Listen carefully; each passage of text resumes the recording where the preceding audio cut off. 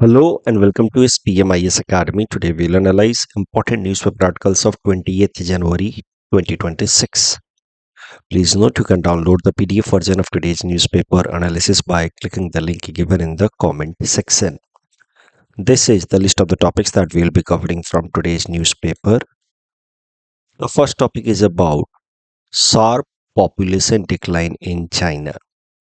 This article could be useful from our syllabus GS paper 2 governance point of view.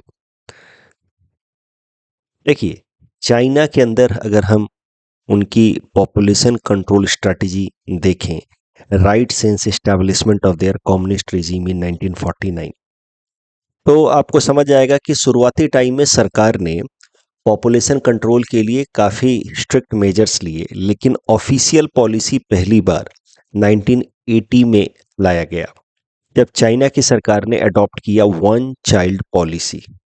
1980 में one child policy के अंतर्गत heavy fines लगाया जाता था उन कपल के ऊपर जिनको एक से ज़्यादा बच्चे होते थे।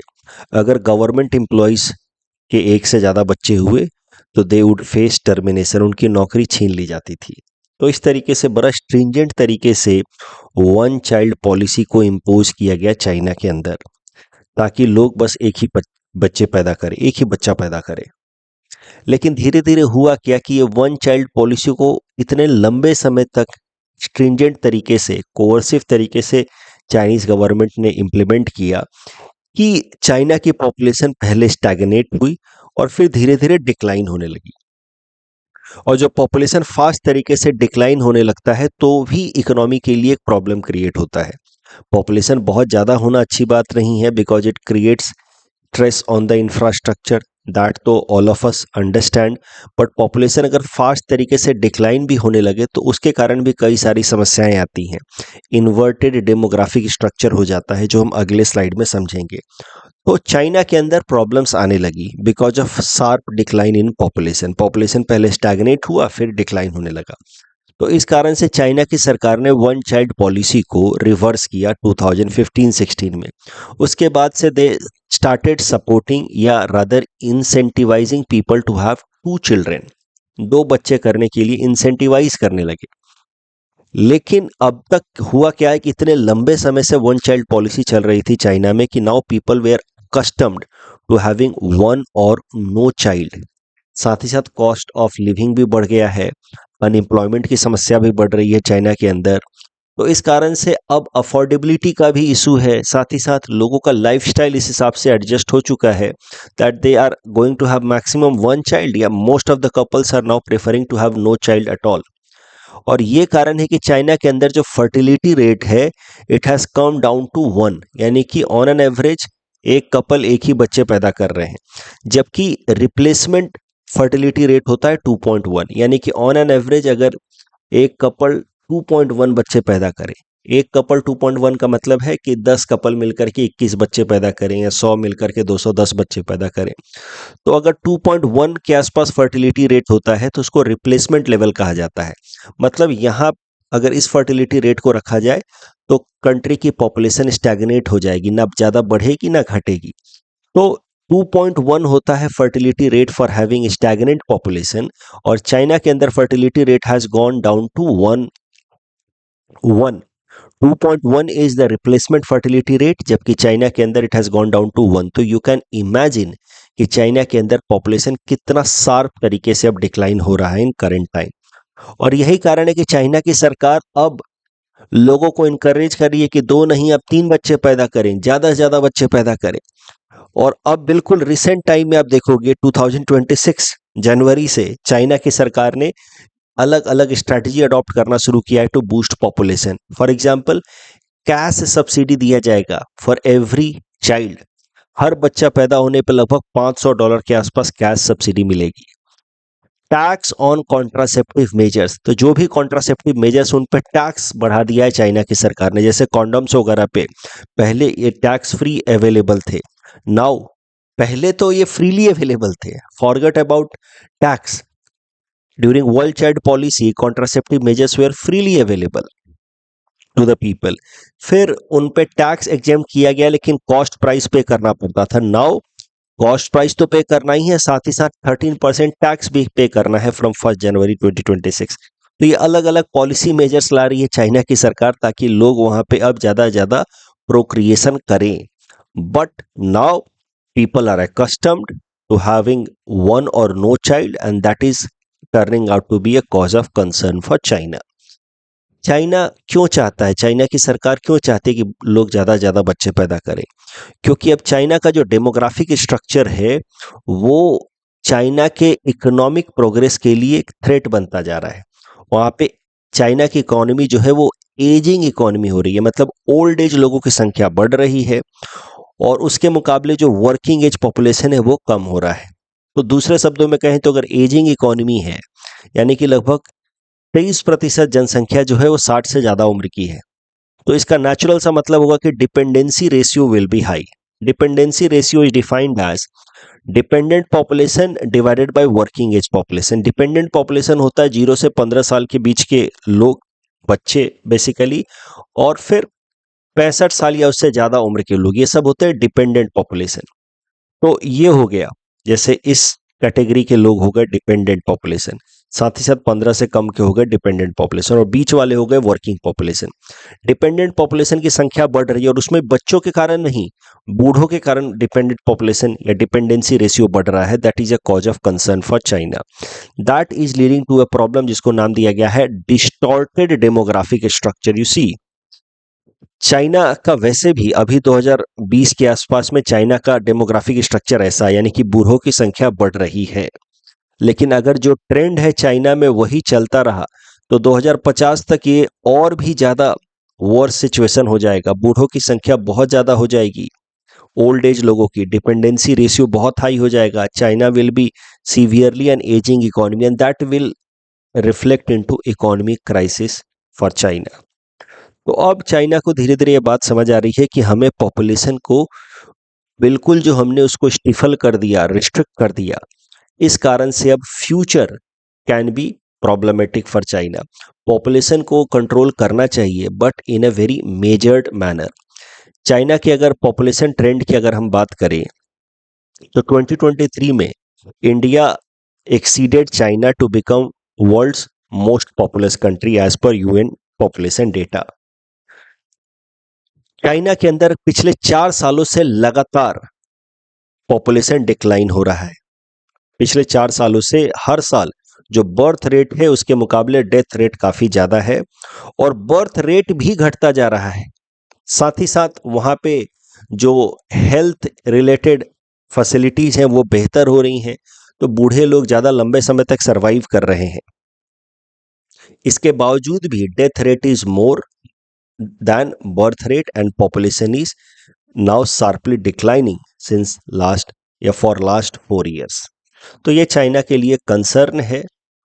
चाइना के अंदर जैसा कि मैंने आपको बताया प्रॉब्लम क्या हुई, where did China go wrong?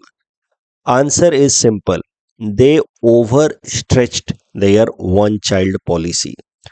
उनको वन चाइल्ड पॉलिसी को थोड़ा पहले रिलैक्स कर देना चाहिए था।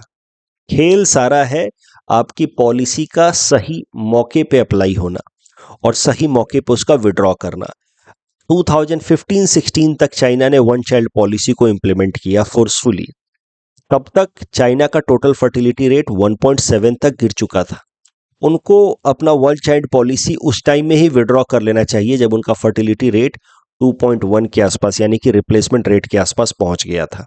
So over stretching has led to this problem। और अब क्या है कि cost of living has gone up, unemployment is more, moreover people are accustomed to having one child या no child as I said, and that is why now population is not reviving।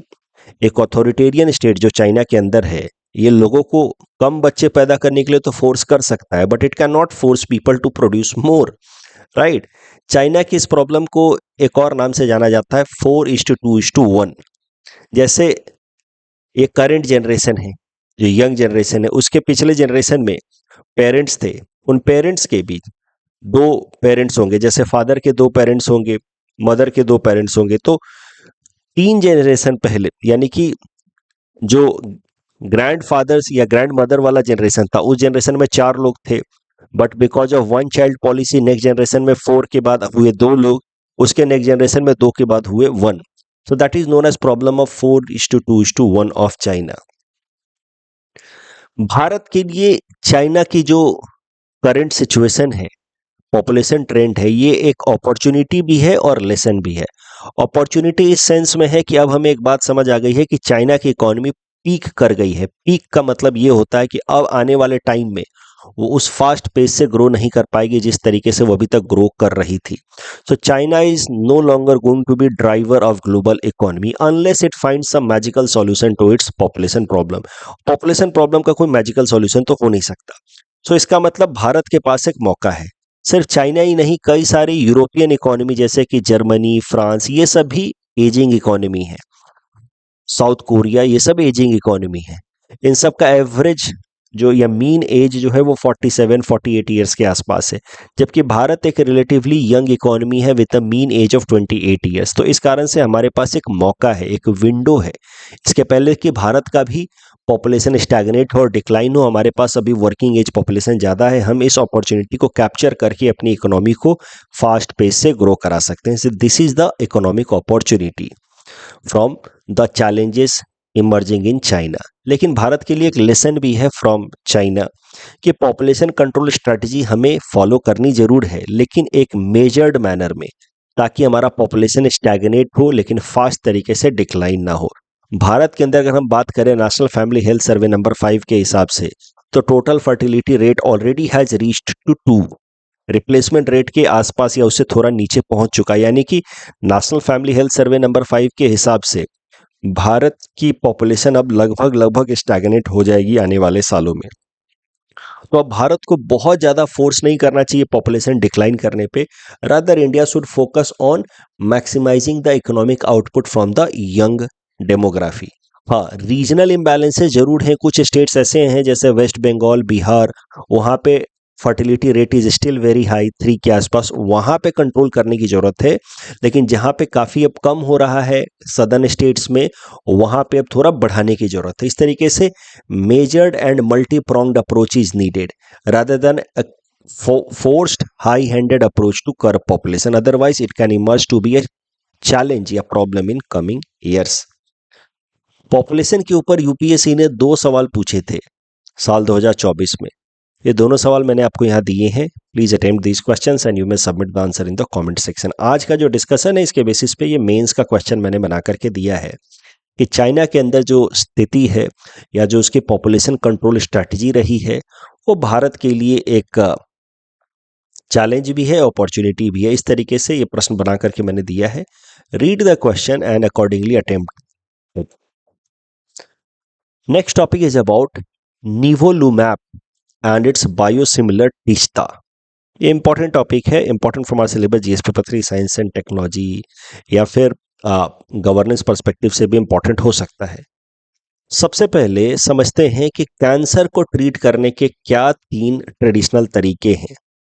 एक तो है surgery, जिसके मदद से cancer cell को surgical method से remove कर दिया जाता है। ये बहुत ज़्यादा इफेक्टिव नहीं होता because cancer cells show a tendency of regenerating back. फिर होता है रेडियोथेरेपी, जिसमें रेडिएशन की मदद से कैंसर सेल्स को मारने की कोशिश की जाती है। केमोथेरेपी, जिसके मदद में कुछ मेडिसिन्स दे करके कैंसरस सेल्स को मारने की कोशिश की जाती है।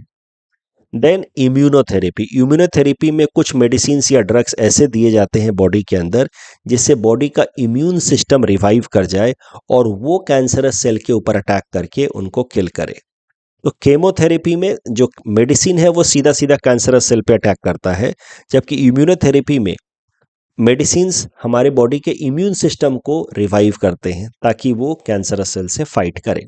तो ये 3 तरीके हैं कैंसर से डील करने के।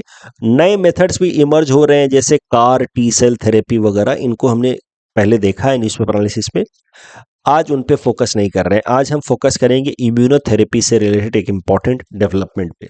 देखिए, एक ड्रग्स है जिसका नाम है निवोलुमैब।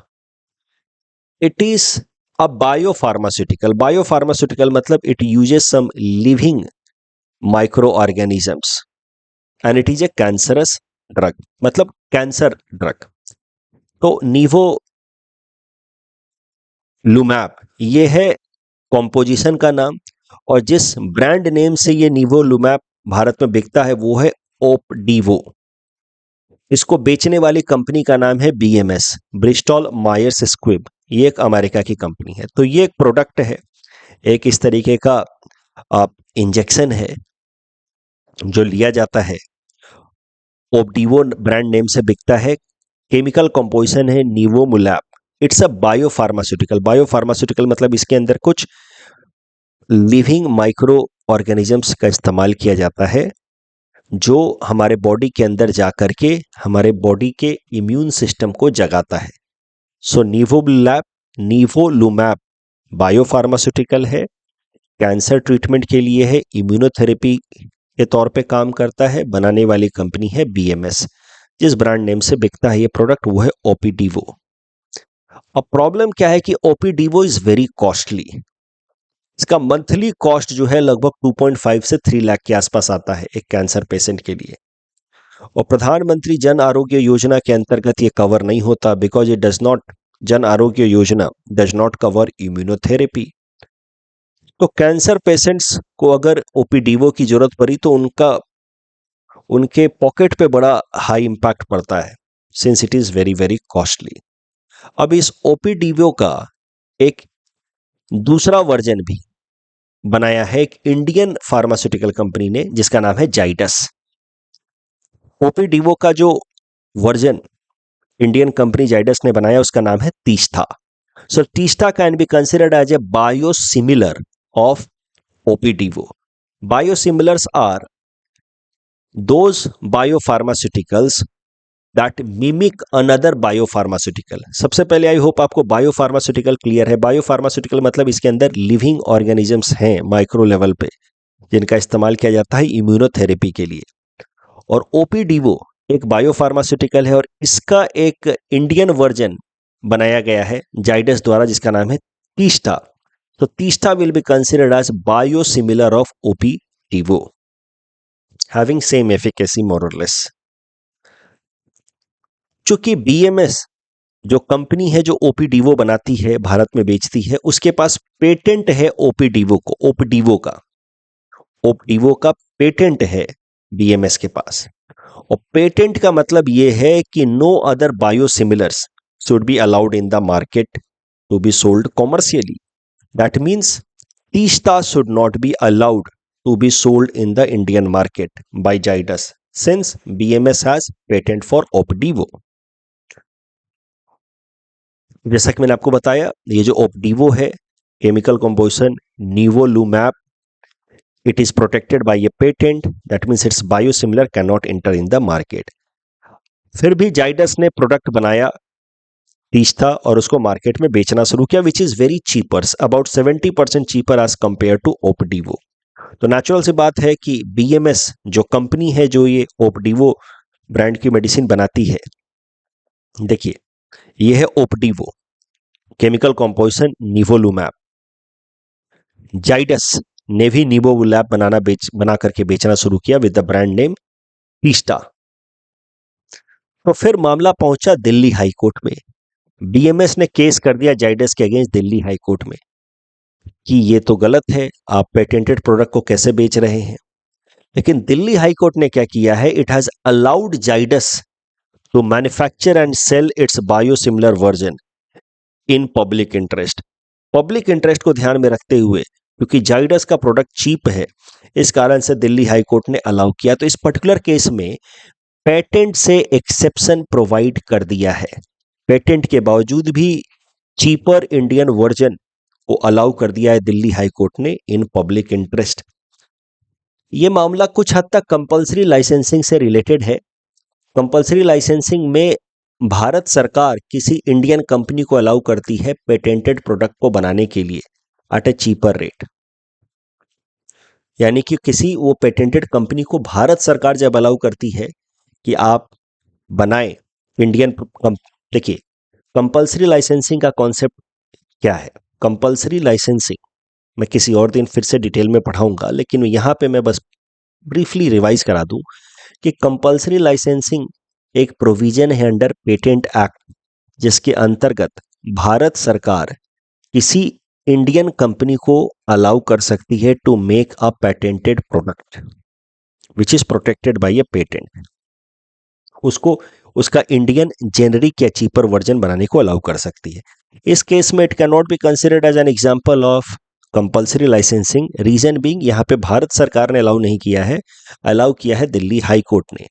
बट फिर भी मामला मोर और लेस एक जैसा ही है। यहाँ पे आई होप आपको पूरा का पूरा मामला समझ आ रहा है। एक मेडिसिन है ओप्टिवो, केमिकल कंपोजिशन निवोलैब, इम्यूनोथेरेपी में इस्तेमाल होता है। ये एक बायोफार्मास्यूटिकल है, उसका बायोसिमिलर बनाया तीस्ता ब्रांड से जाइडस ने।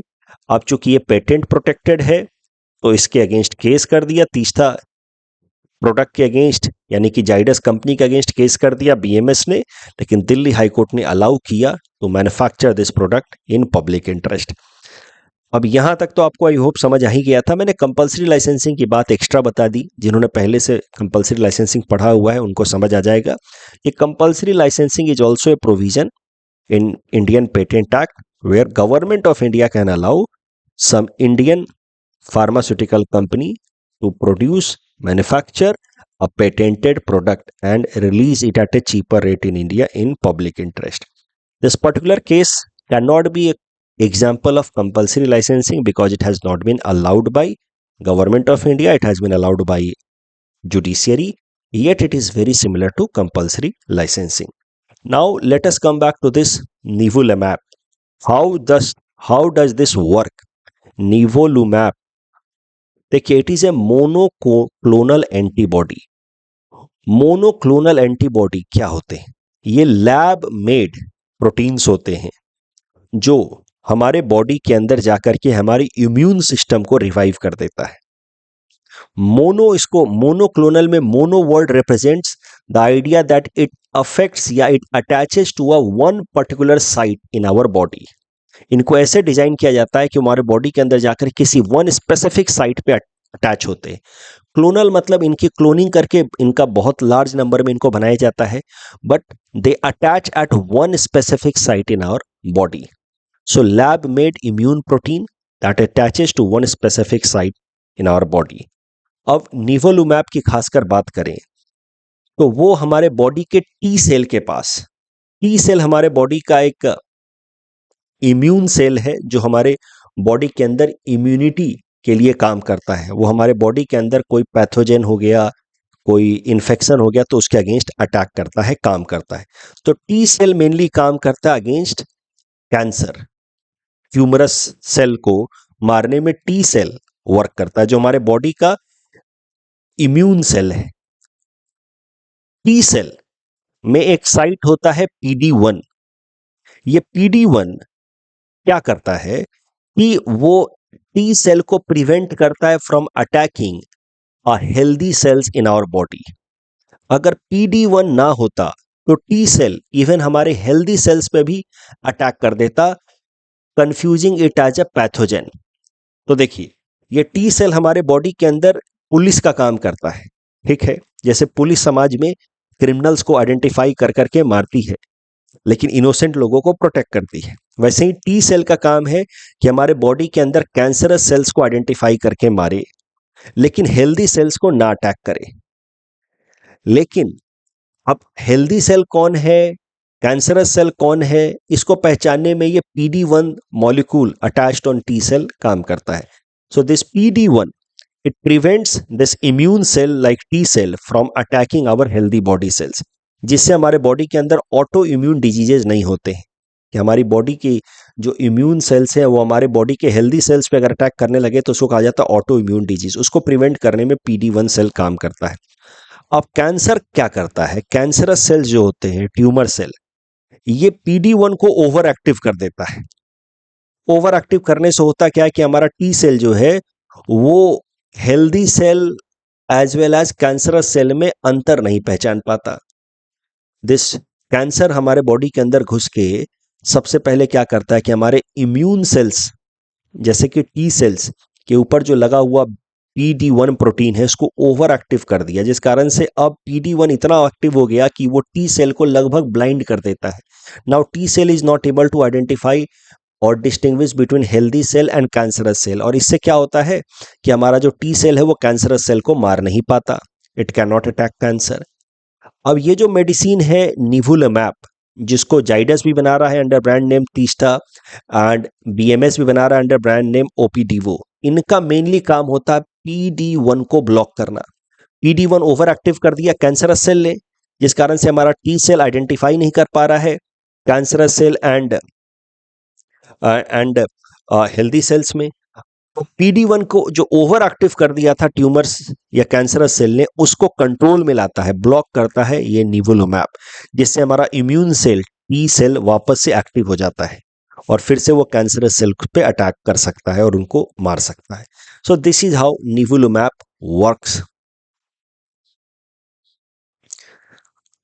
इस टॉपिक के बेसिस पे सिंपल प्रीलिम्स प्रैक्टिस क्वेश्चन है, please attempt this question and submit the answer in the comment section. Next topic is about UN high sea treaty takes effect, important from our syllabus GS paper 3 environment point of view. देखिए high sea treaty को हमने कई दफा newspaper analysis में cover किया है। High सी क्या होता है पहले वो क्विकली रिवाइज कर लेते हैं। यूनाइटेड नेशन के अंदर एक इंपॉर्टेंट एग्रीमेंट साइन हुआ, United Nation convention on laws of sea, UNCLOs। 1982 में ये फाइनलाइज किया गया। United Nation conventions of laws on sea के हिसाब से किसी भी देश के जो टेरिटरी है उसके 12 नॉटिकल माइल्स तक, यानी कि ओशन में जैसे ही ओशन की बाउंड्री शुरू होती है, लैंड खत्म हुआ और ओशन शुरू हुआ, तो 12 नॉटिकल माइल्स तक एरिया को कहा जाता है टेरिटोरियल सी, यानी कि दैट रीजन कंप्लीटली बिलोंग्स, वहां का पानी as well as land completely belongs to that country. Sea line से या सी शोर से 24 नॉटिकल माइल्स तक का एरिया को कहा जाता है कॉन्टिगुअस जोन। 12 तक का तो हो गया टेरिटोरियल सी, और फिर यहां से और 12 नॉटिकल माइल्स तक को कहा जाता है कॉन्टिगुअस जोन। और बेस लाइन से 200 नॉटिकल माइल्स तक कहा जाता है EEZ, एक्सक्लूसिव इकोनॉमिक जोन, जहां पे जो इकोनॉमिक रिसोर्सेज हैं जैसे कि फिशेज या फिर polymetallic nodules from the oceanic surface, वो ये देश एक्सट्रैक्ट कर सकता है। तो ये हो गया territorial C, territorial water, contiguous zone and EEZ। 200 nautical miles के आगे का जो वाटर है उसको कहा जाता है हाई सी। हाई सी मतलब international water, it does not belong to that country. तो हाई सी का सरल सा मतलब क्या हुआ, इंटरनेशनल वाटर, या it is part of global common. Global common मतलब belongs to every country together, entire world together. अब हाई सी एरिया का मतलब क्या हुआ, जैसे किसी भी देश के 200 नॉटिकल माइल्स, उसके शोर लाइन से 200 नॉटिकल माइल्स के बाहर का जो एरिया है वो हाई सी है, मतलब it belongs to every country in the world. And if something belongs to everyone that means it belongs to nobody, and nobody will care to protect it. और यही होता है हाई सी एरिया के लिए। High sea area में जो भी biodiversity है, मरीन बायोडाइवर्सिटी, उसके कंजर्वेशन को लेकर के कोई इंपॉर्टेंट इनिशिएटिव नहीं लिया गया है वर्ल्ड कंट्रीज द्वारा अभी तक, because it is high sea. High sea मतलब it belongs to everyone, everyone's properties, no one's concern. तो फिर जो मरीन रिसोर्सेज हैं हाई सी एरिया में वो रैपिडली डिक्लाइन हो रहे थे। इस कारण से फिर यूनाइटेड नेशंस प्लेटफॉर्म पे 2023 में प्रपोज किया गया एक ट्रीटी जिसका नाम है हाई सी ट्रीटी, जिसके अंतर्गत प्रपोजल रखा गया कि दुनिया के देश मिल करके कुछ इफेक्टिव स्टेप्स लेंगे in order to protect marine resources in high sea area. और ये हाई सी ट्रीटी, इसमें ये नियम रखा गया कि जब दुनिया के 60 देश इसको रेटिफाई कर देंगे, साइन करके रेटिफाई कर देंगे, then high sea treaty will come into force. तो high sea treaty was started, negotiation around it started in 2023। 2024 से इसका साइनिंग एंड रेटिफिकेशन बिगन, और 2025 के सितंबर में जाकर के 60 देशों ने इसको साइन एंड रेटिफाई कर दिया, यानी कि 60 देशों ने ऑफिशियली हाई सी ट्रीटी का हिस्सा होने से अग्री किया। हाई सी ट्रीटी के अंतर्गत क्या किया जा रहा है मेनली कि उस जो हाई सी एरिया है वहां पे आप कह सकते हैं मरीन बायोडाइवर्सिटी रिजर्व्स बनाए जा रहे हैं। जैसे अर्थ के ऊपर national park and wild life sanctuary बनाया जाता है, जैसे वैसे ही हाई सी एरिया में आप कह सकते हैं मरीन बायोडाइवर्सिटी रिजर्व बनाया जा रहा है in order to conserve the marine resources, protect the high biodiversity in the marine areas. तो यूनाइटेड नेशन की जो हाई सी ट्रीटी है उसको इस नाम से ही बुलाते हैं, agreement on biodiversity beyond national jurisdiction. Current news ये है कि हाई सी ट्रीटी जो हाई सी एरियाज में बायोडाइवर्सिटी को कंजर्व करने के लिए है। इसके नियम के हिसाब से जब इसमें स्टार्टिंग में ही नियम रखा गया था कि 60 देश जब इसको साइन एंड रेटिफाई कर देंगे, उसके 120 दिनों के बाद high sea treaty will come into force. तो 60 देशों ने इसको साइन एंड रेटिफाई कर दिया था इन द मंथ ऑफ सितंबर 2025। इस कारण से जनवरी 2026 में now high sea treaty has come into force. Currently, 83 countries have signed and ratified High Sea Treaty. Recent countries who have signed and ratified High Sea Treaty are China and Japan. Bharat की अगर बात करें तो India has signed this High Sea Treaty but has not ratified it so far. इस topic के basis पे prelims practice question है. Please attempt this question and submit the answer in the comment section. Next topic is about crustacean. India Fonte Bijoi. Important from prelims exam point of view. Crustaceans क्या होते हैं? They are microscopic to small to medium size animals who live mainly in water and they have hard outer shells. They belong to arthropod group. Arthropod group के बारे में आपको environment के अंदर classes में जरूर सर सिखाएंगे, शुभंकर सर. आर्थ्रोपॉड ग्रुप मतलब वो एनिमल जिनके ज्वाइंटेड लेग्स होते हैं. प्रिलिम्स पर्सपेक्टिव से आपको याद रखना है कि एक microscopic crustacean has been discovered in Kavaratti region and has been named India Fonte Bijoi. India Fonte Bijoi नाम रखने के पीछे India Fonte has been given to honor country India and Bijoi has been named to honor S. Bijoy Nandan, a marine science expert. ये जो India Fonte Bijoi नया crustacean species discover हुआ है, it is sensitive to pollution. That means it can be indicator of pollution. अगर इनकी संख्या घटेगी तो that will be a bio indicator that pollution is rising like oil spill या heavy metals. That is the significance of India fonte bijoyi crustacean. Topic के basis पे prelims practice question है. Please run this question and submit the answer in the comment section. Gaza को लेकर के जो प्रश्न था, देखिए ये है Arabian peninsula. Gaza is not part of Arabian peninsula, so that is why correct answer will be 1 and 2 only. Of course Gaza does not border West Bank. चौथा स्टेटमेंट तो ईजी था. But Gaza is part of Arabian Peninsula or not? तो answer is no. Palermo protocol on trafficking of drugs पे exclusively focus नहीं करता है, तो यहाँ इनकरेक्ट पूछा था. So correct answer will be option D. यहाँ पे first statement is correct but second statement is wrong because China का जो चैंगे मिशन है वो मून के नियर साइड नहीं फार साइड पे लैंड किया था और वहां से सैंपल लेकर के आया है. एंड यहाँ पे first and second statement are correct but fourth statement is clearly wrong. You see, मैंने बताया नहीं था लेकिन आप ध्यान से समझिए कि इवन सिंगल कॉन्सिलिएटर्स आर अलाउड. कोई जरूरी नहीं है कि मिनिमम 2 कॉन्सिलिएटर होने चाहिए, इवन सिंगल कॉन्सिलिएटर्स आर अलाउड. तो fourth statement is wrong. Third is तो ऑब्वियसली रॉन्ग और फोर्थ स्टेटमेंट रॉन्ग होते ही और फर्स्ट करेक्ट है तो अपने आप भी आपको जवाब मिल जाएगा option A. That's all from our side for today. Thanks for watching.